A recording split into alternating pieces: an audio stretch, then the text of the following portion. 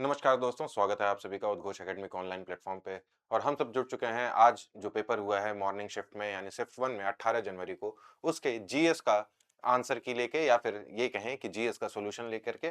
तो आज का जो एग्जाम हुआ है यूपीएलटी ग्रेड का, उसमें जो जीएस के कुछ प्रश्न पूछे गए हैं उसके हम आपको सटीक आंसर बताने की पूरी कोशिश करते हैं। तो यहाँ पे सबसे पहला प्रश्न है कि उत्तर प्रदेश के किस शहर को राष्ट्रीय स्वच्छ शहर जनसंख्या मिलियन प्लस पुरस्कार 2024-25 में तीसरा स्थान प्राप्त हुआ है। यानी कि उत्तर प्रदेश के किस शहर को तीसरा स्थान प्राप्त हुआ है? तो इसमें आपका हो जाएगा, ये आपका लखनऊ हो जाएगा। तो लखनऊ को क्या मिला है? तीसरा स्थान मिला है। ठीक है, फिर हम जब देखते हैं अगला प्रश्न क्या पूछ रहा है हमसे। अगला प्रश्न हमसे पूछ रहा है कि टमाटर का लाल रंग किस पिगमेंट के कारण होता है? तो टमाटर का लाल रंग किस पिगमेंट के कारण होता है भाई? तो वो लाइकोपीन की वजह से होता है। तो इसका आंसर आपका क्या हो जाएगा? इसका आंसर बी हो जाएगा। कैरोटीन किस में पाया जाता है? कैरोटीन आपका गाजर में पाया जाता है। ठीक है, और ये कैप्सिथिन किस में पाया जाता है? ये आपका मिर्च में पाया जाता है। ठीक, फिर उसके बाद से हम अगला प्रश्न देखते हैं। अगला प्रश्न क्या कह रहा है हमसे? तीसरा प्रश्न ये पूछ रहा है कि भारत के चुनाव आयोग के संबंध में निम्नांकित में से कौन से कथन सही हैं? तो पहला ये आपका कथन है कि भारत का चुनाव आयोग मतदाता सूची के पर्यवेक्षक हेतु उत्तरदायी है, यानी मतदाता सूची तैयार करता है, बिल्कुल तैयार करता है। तो पहला स्टेटमेंट आपका क्या होगा? ये सही हो जाएगा। चुनाव आयोग भारत की संसद के चुनाव करवाने हेतु उत्तरदायी है, यानी कि संसद का चुनाव कराता है, लोकसभा राज्यसभा का। तो ये स्टेटमेंट भी आपका बिल्कुल सही है। फिर ये कह रहा है कि स्थानीय निकायों के चुनाव हेतु चुनाव आयोग उत्तरदायी है। तो स्थानीय निकायों का चुनाव कौन कराता है भाई? तो स्थानीय निकायों का चुनाव जो है वो किसका है? राज्य चुनाव आयोग का काम है। तो ये स्टेटमेंट क्या हो जाएगा? ये स्टेटमेंट गलत हो जाएगा। स्थानीय निकाय मतलब क्या हो गए? आपके ग्राम पंचायत हो गई, नगर निगम हो गए, नगर पालिका हो गए। तो इनका चुनाव कराने का कार्य किसका है? राज्य चुनाव आयोग का। फिर अगला स्टेटमेंट है चुनाव आयोग एक बहुसदस्यीय संस्था है। तो चुनाव आयोग एक बहुसदस्यीय संस्था है। हम जानते हैं चुनाव आयोग में एक चीफ इलेक्शन कमिश्नर होते हैं और उसके अलावा दो अन्य इलेक्शन कमिश्नर्स होते हैं। तो ये बहुआयामी, यानी कितने हो गए इसमें सदस्य? कुल 3 सदस्य हो गए। तो ये स्टेटमेंट भी आपका सही है। तो इस हिसाब से जब हम देखेंगे तो पहला स्टेटमेंट सही है, दूसरा सही है और चौथा सही है। तो जिस ऑप्शन में आपका पहला, दूसरा और चौथा, सी ऑप्शन में आपका पहला, दूसरा, चौथा है, तो ये आपका सही आंसर हो जाएगा। अगला प्रश्न देखते हैं। अगला प्रश्न क्या पूछ रहा है हमसे? अगला प्रश्न कहां गया भाई? हाँ, तो अगला प्रश्न जो है वो चौथा प्रश्न, वो ये है आपका सूची को सुमेलित करना है। अधिनियम दिए गए हैं और अधिनियम के कुछ उसकी विशेषताएं यानी लक्षण दिए गए हैं। तो इसमें आपको जो पहला अधिनियम दिया गया है वो है भारतीय परिषद अधिनियम 1861। तो भारतीय परिषद अधिनियम 1861 में क्या हुआ था? तो इसका जो मिलान हो जाएगा वो हो जाएगा विधायी हस्तांतरण की व्यवस्था। फिर उसके बाद से हम देखते हैं बी ऑप्शन क्या है? भारतीय परिषद अधिनियम 1892। इसमें क्या हो गया था? प्रतिनिधात्मक संस्थाएं बन गई थी। फिर परिषद अधिनियम 1909। 1909 में क्या हुआ था? मॉर्लेमेंटो रिफॉर्म। मॉर्लेमेंटो रिफॉर्म की सबसे बड़ी विशेषता क्या थी? पृथक निर्वाचन हो गया था उसमें, यानी सांप्रदायिक व्यवस्था हो गई थी। तो इसमें हम क्या करेंगे? इसका सी का 2 हो जाएगा। फिर यह आपका भारतीय परिषद अधिनियम में केंद्रों में द्वैत शासन, यानी केंद्रों में क्या हो गया था? द्विसदनात्मक यानी बाइकैमरलिज्म हो गया था। तो इस हिसाब से जब हम देखेंगे तो कौन सा ऑप्शन सही बैठेगा भाई? इसमें क्या दे रहा है? ए का क्या होगा? ए का जो है वो आपका हो रहा है 3। ठीक, तो ए का 3, बी का क्या है? बी का इसमें हो जाएगा 4। ए का 3, बी का 4 और सी का 2। ए का 3, बी का 4, सी का 2। ठीक, और अगर आपको ये बाकी ऊपर के दो नहीं आते हैं तो ये जो 1909 वाला है इसको तो कई बार हमने पढ़ा भी है और सभी जानते हैं कि 1909 जो है वो किस लिए था? सांप्रदायिक प्रतिनिधित्व को बढ़ावा देने के लिए था। तो इस ऑप्शन से भी आपका सी का 2 सिर्फ इसमें है। तो इससे आप ऑप्शन सी जो है वो आसानी से लगा सकते थे। तो यहाँ पे आपका ऑप्शन क्या हो जाएगा? ऑप्शन सी सही उत्तर हो जाएगा। अगला प्रश्न देखते हैं। अगला प्रश्न क्या पूछ रहा है? निम्नलिखित युग्मों में से कौन सा युग्म अधिनियम और नीति वर्ष सुमेलित नहीं है? पर्यावरण संरक्षण अधिनियम कब आया? 1986 में। तो ये तो सही है। राष्ट्रीय जल नीति कब आई भाई? ये इसमें 2001 कह रहा है। वायु प्रदूषण निवारण एवं नियंत्रण अधिनियम ये 1981, ये सही है। जल प्रदूषण निवारण अधिनियम 1974, ठीक है, तो ये सही है। तो राष्ट्रीय जल नीति कब आई थी? राष्ट्रीय जल नीति आपकी 2002 में आई थी। ठीक है, तो आपका क्या हो जाएगा इसमें सही? आपका इसमें सही उत्तर हो जाएगा राष्ट्रीय जल नीति वाला। ठीक है, वाटर पॉलिसी। फिर उसके बाद से हम अगला प्रश्न देखेंगे। अगला प्रश्न क्या है? छठा प्रश्न। छठा प्रश्न में आपका यह है कि ए और बी की आय का अनुपात 5:3 है और उनके खर्चों का अनुपात 9:5 है। यदि वे क्रमशः 2600 और 1800 की बचत करते हैं तो उनकी आय कितनी? यानी कि हमसे क्या पूछ रहा है? उनकी इनकम के बारे में पूछ रहा है। तो इनकम हमको निकालना है दोनों का, ए और बी का। तो इसको हम सॉल्व कर लेते हैं भाई। इसको कैसे सॉल्व करेंगे? यहाँ पे हमको इनकम कितना बताया है? इनकम जो है वो बताया है a/b का इनकम कितना है? a/b का इनकम है 5:3। और एक्सपेंडिचर कितना है?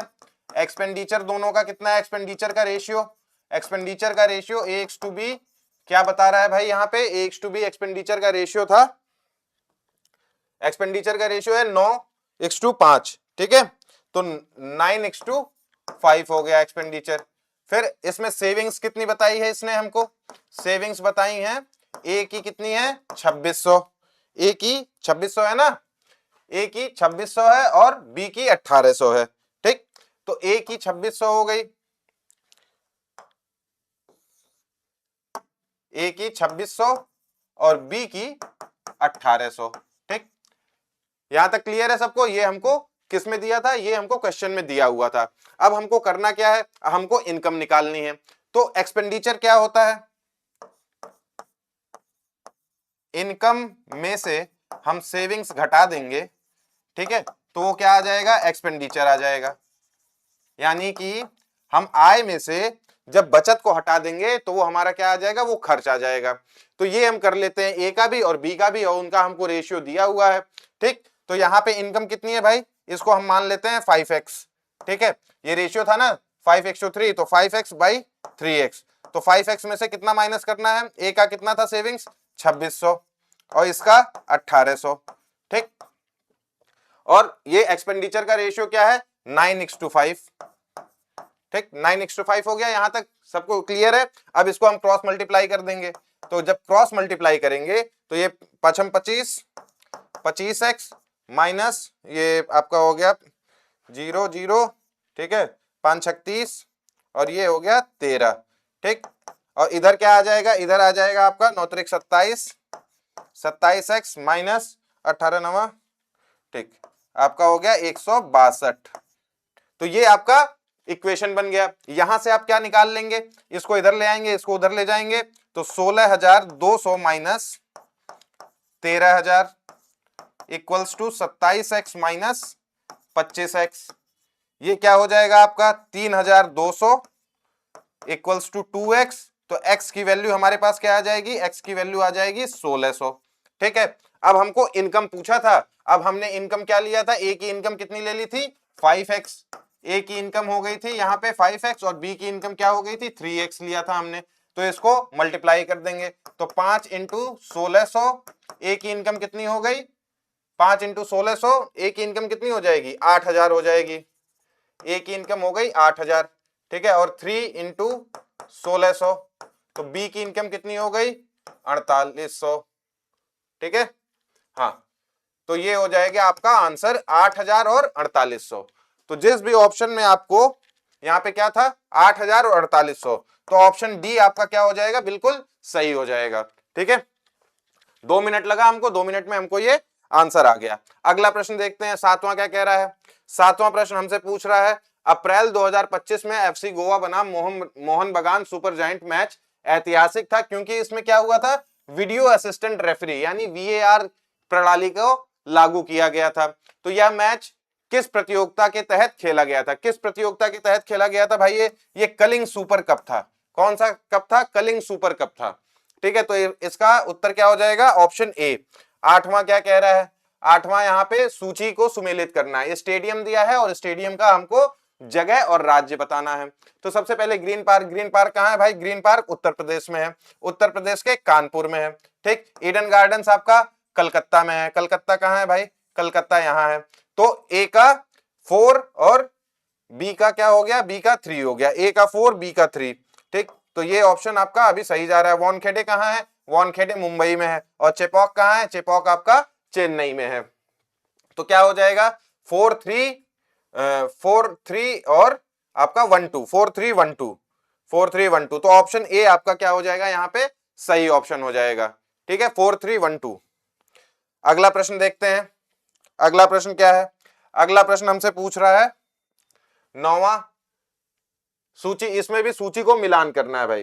ठीक है तो ग्रेट लेक्स कहाँ है ये सब हम जानते हैं, यानी इसमें अंतर्देशीय जलमार्ग दिया गया है और उसकी अवस्थिति बतानी है कि वो कौन से महाद्वीप में है। तो सबसे पहले जब हम ग्रेट लेक्स देखते हैं तो ग्रेट लेक्स हमको मालूम है ग्रेट लेक्स कहाँ पे है, ये अमेरिका में है, आपका अमेरिका और कनाडा में। ठीक है जो 5 लेक्स हैं तो ये कहाँ पे हो जाएगा, ये उत्तरी अमेरिका हो जाएगा। तो ए का तो 4 हो गया। वोल्गा नदी कहाँ बहती है, वोल्गा नदी जो है वो पूर्वी यूरोप में है। ठीक है वोल्गा नदी कहां पे, पूर्वी यूरोप में। और पराना पराग्वे कहां है, दक्षिणी अमेरिका में। ठीक है तो इससे हम ऑप्शन से भी इसको लगा सकते हैं। तो ए का 4 और 3 का 1, ए का 4 और सी का 1 किस में है ऑप्शन भाई, ए का 4 हो और सी का 1 हो तो ए का 4 और सी का 1 ऑप्शन डी में है। तो इससे अगर आप इसमें वोल्गा और राइन में कंफ्यूज भी हो रहे हैं तो भी आप आसानी से कर सकते हैं। तो इसका आपका पूर्वी यूरोप है और राइन आपका पश्चिमी यूरोप में है। ठीक है तो इसका ऑप्शन डी सही उत्तर हो जाएगा। फिर आपसे एक प्रश्न पूछा है कि विशाल स्नानागार के साक्ष्य किस स्थान से प्राप्त हुए हैं। तो विशाल स्नानागार हड़प्पा जो सभ्यता थी हमारी, इंडस वैली सिविलाइजेशन के बारे में पूछ रहा है ये, इंडस वैली सिविलाइजेशन से प्रश्न है। तो विशाल स्नानागार कहां मिले हैं, मोहनजोदाड़ो में मिले हैं। ठीक है द ग्रेट बाथ कहां पे है, मोहनजोदाड़ो में मिला है। तो ऑप्शन बी 10वें का सही उत्तर हो जाएगा। फिर यहां पूछ रहा है कि कौन सा युग्म सुमेलित नहीं है। तो ज्वार नदमुख डेल्टा एस्चुरी का जो निर्माण होता है वो नर्मदा नदी क्या एस्चुरी का निर्माण करती है, तो ये ऑप्शन तो बिल्कुल सही है। धनुषाकार डेल्टा मेकॉन्ग नदी यानी कि आर्कुएट डेल्टा, ठीक है ये भी ऑप्शन सही है। फियोर्ड डेल्टा आपका सौ फ्रांसिस्को नदी, ठीक है तो ये आपका क्या है, ये गलत है। और बर्ड्स फुट आपका मिसिसिपी बनाती है। ठीक तो ये डी ऑप्शन भी आपका सही है। अच्छा ये गलत क्यों है, इसका क्या होगा, फियोर्ड कहां पे होते हैं, फियोर्ड वैसे जगह पे होते हैं जो बहुत ज्यादा जहां पे बर्फ पड़ती है, बर्फीले इलाकों में यानी पोलर रीजन्स में। तो इसका आंसर अगर यहाँ पे आपको नॉर्वे या फिर आपको अलास्का की कोई नदी दिया होता तो सही हो जाता। तो जो स्कैंडिनेवियन देश हैं आपके, उसमें नॉर्वे में फियोर्ड डेल्टा का निर्माण होता है। तो ऑप्शन सी यहाँ पे क्या हो जाएगा, सही उत्तर हो जाएगा। अगला प्रश्न देखते हैं। अगला प्रश्न क्या है, 12वां प्रश्न हमसे पूछ रहा है कि निम्नलिखित में से किसने स्वराज पार्टी की स्थापना की थी। तो भाई स्वराज पार्टी की स्थापना किसने की थी, स्वराज पार्टी की स्थापना हुई थी कांग्रेस के भीतर ही मोतीलाल नेहरू और चितरंजन दास के द्वारा। ठीक है मोतीलाल नेहरू और चितरंजन दास ने 1924 के दौरान जो है ये स्वराज पार्टी का निर्माण किया था। तो ऑप्शन ए आपका क्या हो जाएगा, सही हो जाएगा, मोतीलाल नेहरू और सी आर दास। 13वां प्रश्न क्या है, 13वां प्रश्न जो है वो कथन और कारण के बारे में चर्चा कर रहा है।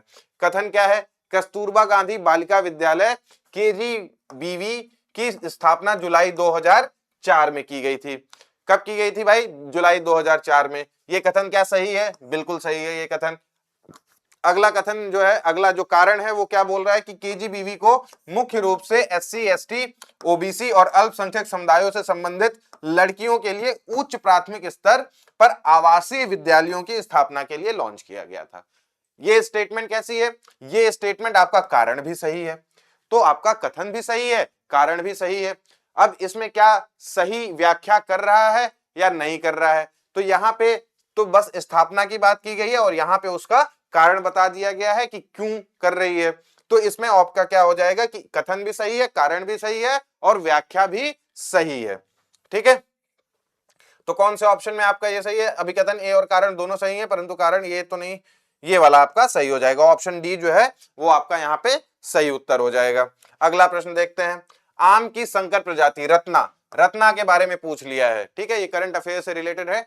तो रत्ना जो संकर प्रजाति यानी कि हाइब्रिड क्रॉस ब्रीड जो एक वैरायटी बनाई गई है, तो वो किन किन का क्रॉस ब्रीड है। तो रत्ना जो है आम की प्रजाति वो आपका अल्फांजो और किसकी, नीलम की है, अल्फांजो और नीलम की। हाँ तो नीलम और अल्फांजो, ऑप्शन डी आपका क्या हो जाएगा यहाँ पे, ऑप्शन डी बिल्कुल सही हो जाएगा। अगला प्रश्न देखते हैं। 15वां प्रश्न आपसे क्या पूछ रहा है, 15वां प्रश्न आपसे पूछ रहा है कि आपको ये कूट सुमेलित करना है। सूची 1 1857 का विद्रोह और उसका नेतृत्व। ये कल भी पूछा था, सेम यही क्वेश्चन कल इतिहास के पेपर में पूछा गया था। ठीक है, कि झांसी से किसने विद्रोह का नेतृत्व किया था भाई? झांसी से रानी लक्ष्मीबाई ने किया था। कानपुर से हम जानते हैं नाना साहेब ने किया था। फिर हम जानते हैं लखनऊ से किसने किया था? लखनऊ से बेगम हजरत महल ने किया था। और रोहेलखंड से खान बहादुर खान ने। कल वाला क्वेश्चन यूं का यूं उठा के रख दिया है, बस थोड़े से चेंजेस किए हैं, इधर का उधर उधर का इधर कर दिया है। उसमें नेतृत्व इधर था और प्लेस उस साइड था सूची 2 में। तो इसको हम मिला लेंगे, क्या हो जाएगा? 1 2 4 3 1 2 4 3 1 2 4 3। आपका ऑप्शन डी जो है वो सही हो जाएगा, 1 2 4 3। ठीक है, तो यहां पे आपका 15वें का ऑप्शन डी बिल्कुल सही उत्तर है। अगला प्रश्न क्या है? 16वां भी सूची मिलान का ही है। इसमें हिमनद के बारे में बताया गया और हिमनद की अवस्थिति यानी उसका लोकेशन बताना है हमको। तो सियाचिन कहां पे है? सियाचिन हम जानते हैं कहां पे है, नुब्रा वैली में है। ठीक है, नुब्रा घाटी में है। तो यहां पे आपका ऑप्शन ए अगर आपको मालूम है तो आप इसको नुब्रा घाटी, तो आपके ये सी और ये डी ऑप्शन तो आपके एलिमिनेट हो जाते हैं यहां से। फिर हम अगला देखते हैं भाई, बाराशिगरी कहां पे है? बाराशिगरी चंद्रा घाटी में है, तो इसका 2 हो जाएगा। बटूरा कहां है? बटूरा हुंजा घाटी में है और मिलम आपका गोरी गंगा घाटी में है। तो यानी कि ये सब सीधा सीधा दिया हुआ था, 1 2 3 4 आपका ऑप्शन हो जाएगा। तो ऑप्शन ए जो है वो आपका बिल्कुल सही हो जाएगा। यहाँ पे कौन सा प्रश्न था ये हमारा? ये 16वां प्रश्न था। 16वें प्रश्न का उत्तर क्या हो गया? Option A. ठीक है, 17वां प्रश्न देखते हैं। ये भी आपका कौन सा प्रश्न है? कथन और कारण वाले प्रश्न है ये। कथन और कारण में भारत के मौलिक अधिकारों ने एक अलग समानता को निर्मित किया है जो परंपरागत भारतीय समाज में अनुपस्थित थी। ये ग्रेनविल ऑस्टिन साहब का एक कथन था। ग्रेनविल ऑस्टिन साहब ने क्या कहा? ग्रेनविल ऑस्टिन साहब ने कहा कि भारत में क्या है कि परंपरागत भारतीय समाज अनुपस्थित थी और इसमें एक अलग समानता को निर्मित किया है। फिर कारण क्या है? व्यक्तिगत स्वतंत्रता और समानता एक जीवंत लोकतंत्र के लिए अनिवार्य लक्षण है। तो ठीक है भाई, कथन भी सही है और कारण भी सही है, और कारण जो है वो सही व्याख्या भी करता है। तो इसमें क्या हो जाएगा? अभिकथन ए, कारण दोनों सही है और सही व्याख्या करता है, यानी ऑप्शन बी यहाँ पे क्या हो जाएगा आपका 17वें में? ऑप्शन बी बिल्कुल आपका सही उत्तर हो जाएगा। 18वां प्रश्न देखते हैं भाई। 18वां प्रश्न क्या पूछ रहा है? आधार त्रिज्या 6 सेंटीमीटर और ऊंचाई 8 सेंटीमीटर वाले शंकु यानी कोन का एक प्रश्न पूछ लिया। ठीक है, कोन का प्रश्न पूछ लिया यहाँ पे। अब यहाँ पे हमको उसका वॉल्यूम यानी आयतन जो है वो बता रहा है। आयतन कितना हो जाएगा? 96 पाई सेंटीमीटर क्यूब, और वक्र पृष्ठ यानी कि कर्व सरफेस एरिया 60 पाई सेंटीमीटर स्क्वायर। ठीक है, तो इसको सॉल्व कर लेते हैं भाई। सॉल्व करने में कितना टाइम लगेगा? 2 मिनट लगेगा हमको फॉर्मूला अगर मालूम है, वॉल्यूम का क्या फॉर्मूला होता है? वॉल्यूम का फॉर्मूला क्या होता है भाई? 1/3 पाई आर स्क्वायर एच। ठीक है, ये जानते हैं। अब उसमें से हमको वैल्यू रख देनी है 1/3 पाई, क्योंकि वैल्यू हमको पाई में दिया हो तो पाई को हमको कन्वर्ट नहीं करना है। त्रिज्या यानी रेडियस कितना दिया हुआ है यहाँ पे? रेडियस कितना दिया है? 6 सेंटीमीटर। ठीक है, रेडियस 6 सेंटीमीटर और हाइट 8 सेंटीमीटर है। तो रेडियस 6 सेंटीमीटर, तो हम यहाँ पे क्या कर देंगे? 6 का स्क्वायर, और हाइट कितना है? 8 सेंटीमीटर है ना हाइट भाई? एक बार कंफर्म कर लो। हाँ, 8 सेंटीमीटर है हाइट। तो इंटू 8। अब इसको हम क्या कर लेंगे? सॉल्व कर लिए। तो 1/3 इंटू 6 इंटू 6। ठीक, ये कट गया। यहां से क्या आ गया? 2 इंटू 8। तो ये मल्टीप्लाई कर लीजिए, कितना आ जाएगा? 6 दूनी 12, 12 अठे 96 पाई सेंटीमीटर क्यूब। ठीक है, तो वॉल्यूम आपका, तो पहला स्टेटमेंट क्या हो जाएगा यहाँ पे? पहला स्टेटमेंट बिल्कुल सही हो जाएगा। अब कर्व सरफेस एरिया हमसे पूछा हुआ है, तो कर्व सरफेस एरिया भी निकाल लेते हैं भाई। सीएस से क्या होता है? कोन का सीएस से क्या होता है? कोन का सीएस से होता है पाई आर एल। पाई आर एल। अब यहाँ पे पाई के फॉर्म में निकालना है हमको, तो पाई को पाई रहने देंगे, आर को यहाँ 6 कर लिया, और एल तो आपको दिया नहीं है तो हमको एल भी निकालना पड़ेगा। तो एल निकाल लेते हैं। एल निकालना है, स्लांट हाइट निकालना कौन सी बड़ी बात है? अंडर रूट में आपका क्या हो जाएगा? R square plus H square. तो आर कितना है? आर है आपका 6 का स्क्वायर प्लस 8 का स्क्वायर। तो ये क्या हो गया आपका? ये क्या हो गया? अंडर रूट में 36 प्लस में 64 अंडर रूट 100। तो एल क्या आ गया आपका? 10 सेंटीमीटर। ठीक है, स्लांट हाइट कितनी आ गई? 10 सेंटीमीटर आ गई आपकी स्लांट हाइट। अब इसको उसी फॉर्मूले में रख देना है। तो पाई इंटू 6 इंटू 10 सीएसए। ठीक है, तो सीएसए क्या हो जाएगा यहाँ पे आपका? 60 पाई सेंटीमीटर स्क्वायर। ठीक है, तो हमारा ये आ गया। अब हम देख लेते हैं यहाँ पे हमको कितना दिया है, 65 सेंटीमीटर स्क्वायर, यानी कि सेकंड स्टेटमेंट भी सही है, तो दोनों आपके इसमें सही हो जाएंगे। ठीक, तो 1 भी सही है और 2 भी सही है। अगला प्रश्न देख लेते हैं भाई। अगला प्रश्न क्या कह रहा है हमसे? अगला प्रश्न कह रहा है कि कौन सा एक युग्म सही सुमेलित नहीं है, और यहाँ पे विटामिन के बारे में बताया है और विटामिन का जो है वो नाम दिया हुआ है। तो विटामिन ई क्या है भाई? विटामिन ई को कैल्सिफेरॉल बता रहा है, विटामिन डी को भी कैल्सिफेरॉल बता रहा है, तो ऑप्शन आपका इन्हीं दो में से होगा। तो सी और डी तो आपके खत्म हो गए, क्योंकि दो दो विटामिन को एक ही नाम दे दे रहा है ये। और विटामिन ए को रेटिनॉल कह रहा है और विटामिन सी को एस्कॉर्बिक एसिड कह रहा है। तो यहां से जब हम देखेंगे कि इन दोनों को एक ही नाम दे दिया, मतलब इन्हीं दोनों में से कोई सा एक गलत है। तो हम जानते हैं विटामिन डी क्या है, विटामिन डी तो कैल्सिफेरॉल होता है, लेकिन विटामिन ई को क्या नाम होता है? विटामिन ई का, विटामिन ई का नाम होता है टैकोफेरॉल। ठीक है, टैकोफेरॉल, टैकोफेरॉल। तो आपका ऑप्शन क्या हो जाएगा? यही गलत सुमेलित है। विटामिन ई को कैल्सिफेरॉल बताया है, तो यानी ऑप्शन ए जो है वो आपका यहाँ पे गलत सुमेलित है। ऑप्शन ए आपका सही उत्तर हो जाएगा।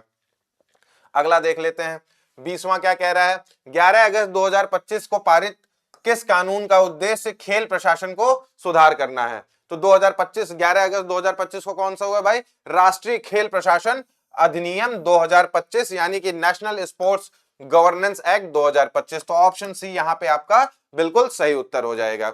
फिर यहाँ पे एक लेंस के बारे में क्वेश्चन पूछ लिया है। एक उत्तल लेंस है को एक ऐसे द्रव में डुबोया जाता है जिसका अपवर्तन लेंस अपवर्तन के बराबर है, तो लेंस की फोकस दूरी बतानी है हमको। तो बताइए भाई क्या हो जाए? कॉन्वेक्स लेंस जब किसी लिक्विड में डुबाया जाता है जिसका रिफ्रैक्टिव इंडेक्स क्या बता रहा है हमको कि किसके बराबर है? लेंस का रिफ्रैक्टिव इंडेक्स और उस लिक्विड का रिफ्रैक्टिव इंडेक्स दोनों का बराबर बता रहा है। तो फोकल लेंथ के बारे में हमको देखना है, तो इसको हम आपको सॉल्यूशन बता देते हैं। कैसे होगा भाई, कैसे होगा ये? अगर हम देखें कि फोकल लेंथ का क्या फॉर्मूला होता है, 1/f equal to mu lens upon में म्यू मीडियम। ठीक है, mu medium -1 into 1/r1 minus 1/r2। ठीक है, ये फॉर्मूला होता है, ये फॉर्मूला होता है। इस फॉर्मूले में हमको क्या बताया है कि म्यू लेंस जो है वो म्यू मीडियम के बराबर है। अब इसको बराबर कर दिया तो ये क्या हो जाएगा? जब ये दोनों बराबर हैं तो इनको क्या कर देंगे हम? तो 1/f क्या हो जाएगा भाई? ये तो 1 हो जाएगा। ये दोनों जब बराबर हो जाएंगे, कि यहाँ पे मान लीजिए हम इसको 1 मानते हैं या x मानते हैं, तो x/x क्या हो जाएगा? x से x कट जाएगा, 1 बच जाएगा। ठीक है, तो ये दोनों बराबर हैं, तो ये कट के क्या हो जाएगा? 1 हो जाएगा यहाँ पे। तो 1 - 1 क्या हो गया? 1 - 1 इंटू 1/r1 माइनस 1/r2। अब यहाँ पे क्या हो गया? 1 - 1 0, तो 1/f क्या हो जाएगा? 0। अब यहाँ पे 1/f 0 हो गया, तो f क्या हो जाएगी आपकी? f क्या हो जाएगी? f यहाँ पे इनफाइनाइट हो जाएगी। f क्या हो गई? इनफाइनाइट हो गई। ठीक है, तो प्रश्न में क्या पूछा था? Becomes zero, becomes small but non zero, remains unchanged, becomes infinite. तो क्या हो जाएगा यहाँ पे? फोकल लेंथ इनफाइनाइट हो जाएगी। ठीक है, कैसे होगी उसका पूरा बकायदा हमने आपको सॉल्यूशन दे दिया। चलिए अगला प्रश्न देखते हैं भाई।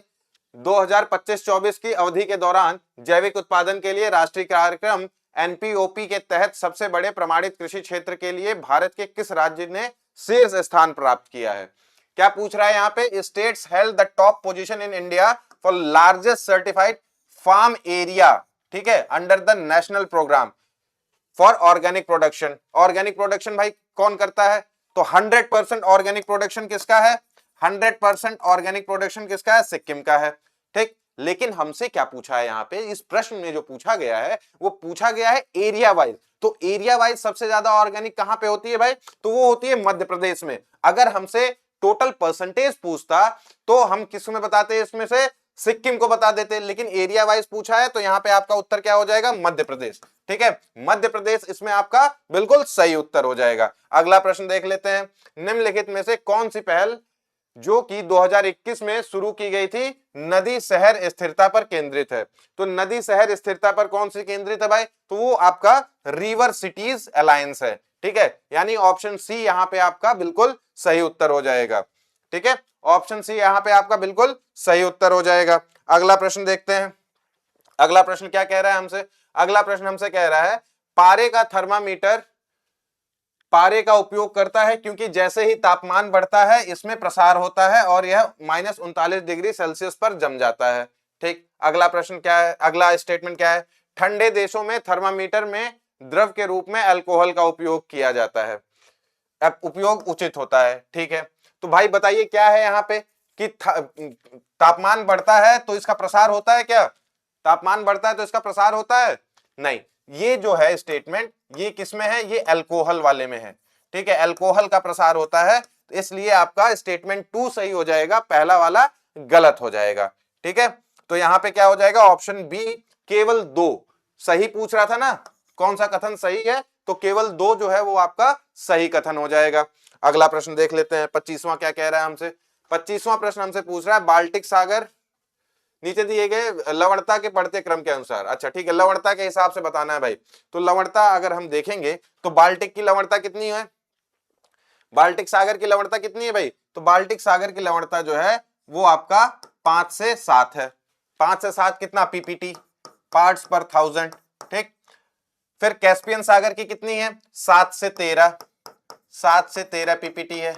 और मृत सागर की कितनी है, तो मृत सागर की आपकी है 337 पीपीटी। ठीक है, 337 पार्ट्स पर थाउजेंड। तो सबसे ज्यादा आपकी डेड सी की है मृत सागर की। तो यहां पे आपका पहला ऑप्शन ही मेरे ख्याल से सही हो जाएगा, क्योंकि बाल्टिक की 5 से 7, फिर कैस्पियन की 7 से 13 और मृत सागर की आपकी 337। तो हमको सीक्वेंस में बताना था बढ़ते क्रम में, तो सबसे कम बाल्टिक का, उससे ज्यादा कैस्पियन का, उससे ज्यादा मृत सागर का, तो ऑप्शन ए आपका यहाँ पे बिल्कुल सही उत्तर हो जाएगा। ठीक है, अगला प्रश्न देखते हैं भाई, विद्युत चुंबकीय तरंगों हेतु कौन सा कथन सही है।